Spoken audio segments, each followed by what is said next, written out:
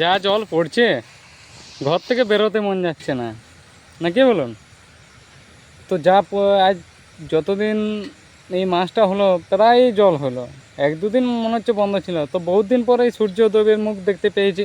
তো যাই হোক, ভালো লাগছে, খুশি লাগছে, কারণ যা কষ্ট করে কাজ করতে হচ্ছে সে যারা জানেন তারা তো বুঝতেই পারছেন। তো আজকে আমার পার্সেল আছে 30টি এবং পিক আপ আছে 5টি, মানে 35টি। তো যাই হোক, আর 5টা পার্সেল বাকি আছে, তাড়াতাড়ি দিদি, নাহলে মেঘের অবস্থা তো বলা যাবে না।